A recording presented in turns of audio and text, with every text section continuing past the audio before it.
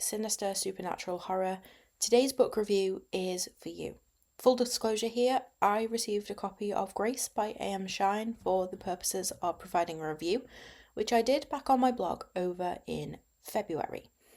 Whilst I did receive a copy of the book for review, the thoughts within this video and my original review post are 100% my own.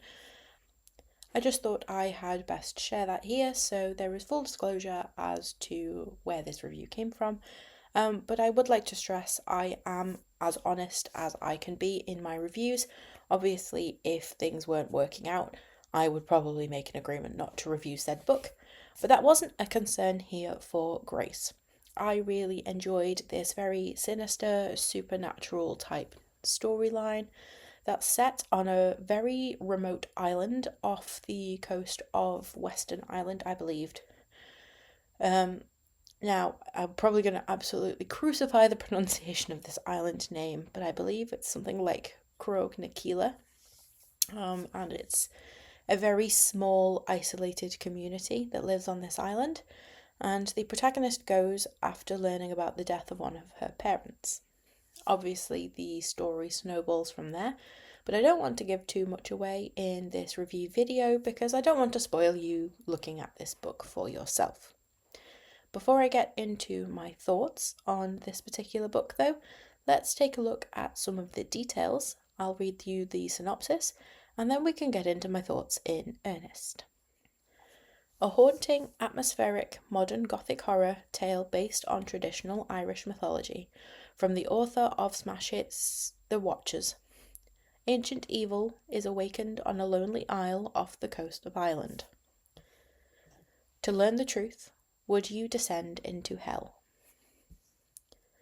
Off the west coast of Ireland lies a lonely island, isolated and willfully forgotten. Some say there hasn't been a child born there for 30 years.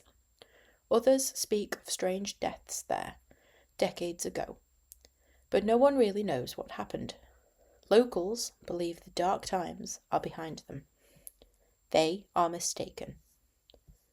Grace, adopted at 4 years old, has never known where she came from. A mysterious phone call leads her back to the island where she was born, and where a terrible evil has been disturbed. As the evil starts to spread, Grace finds herself dragged into a living nightmare that threatens to engulf anyone who steps into its path. Grace is perfect for fans of horror classics, Paul Tremblay and Keelan Patrick Burke. Now let's get into my thoughts on this book. Grace is a spooky narrative with a dark past and sinister current events that unravel and keep us entertained in finding out what the hell is going on. Now, this book has plenty of twists in its tale. Just as we think we know what's going on and what's going to happen, there is a curveball, the rug's pulled out from under us, and suddenly we're on uneven footing again.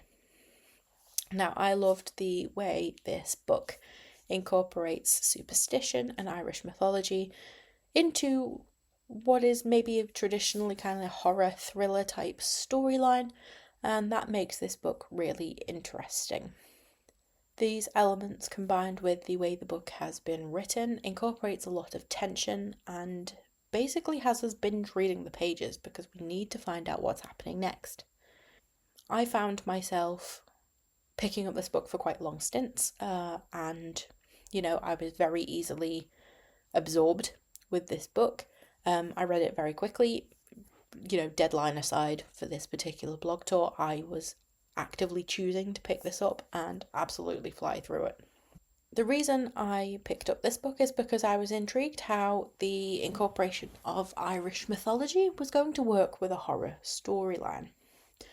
Now, there is a character in this book that is referred to by it's like a personification name. It's called the Bodak, I believe. May have butchered that pronunciation, but apologies. But essentially, that is a figure in Irish mythology, almost like a bogeyman type thing, for want of a phrase. And what I actually found interesting when sort of Googling about this to write about it is that the This particular kind of like bogeyman figure has ties to more local Manx mythology, which I really liked.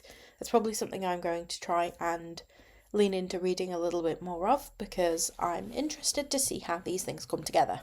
Obviously, being pretty close geography, there are naturally going to be some ties that bring these things together, but that was something that I didn't necessarily appreciate going into this book, but it's something I've enjoyed on the other side of things. What I really enjoy about the characters that come up in Grace and the way that events come across is that there isn't any real character in Grace that comes across as entirely innocent. Everyone has their secrets. There's a lot that is hidden under the surface that we get to explore as understanding of what's taken place in the past comes to the fore. Now, Grace goes to the island of Croaghnakeela not really understanding where she's going or the history of this island, why people are so superstitious about it. So really she's kind of going in blind, and I do feel sorry for the poor girl because she has absolutely no idea what's about to hit her. The local people are very touchy about even taking her to the island in the first place. They were incredibly superstitious, frightened, and obviously at the beginning of a book, that then makes us want to lean in and ask, well, why? And obviously, over the course of the book, we find out. But that's not what I'm going to spoil for you here because you need to go and pick it up for yourself. Please. So, this is a horror novel. We've already established that. But what really makes this book so atmospheric is that it's set on this really desolate, isolated, almost a bit, not quite decrepit, but dilapidated. That was the word I was looking for before. It's not decrepit, it's dilapidated. You know, buildings are falling apart, things aren't being looked after. So we have this very deeply atmospheric kind of setting where there's already sinister things going on, and we're set in this remote place where even if you needed help, you're probably not going to get it anytime soon.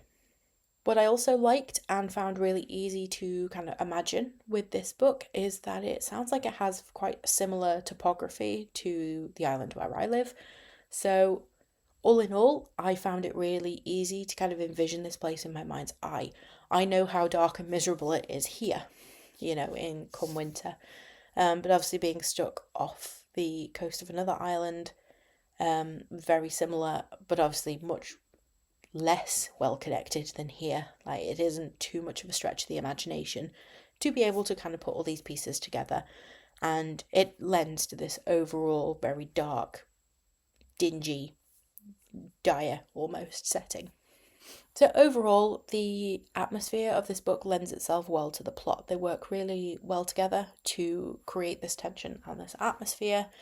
And then obviously when things hit the fan, it is a unpleasant place to be. On to the pacing for Grace. I found this worked really well.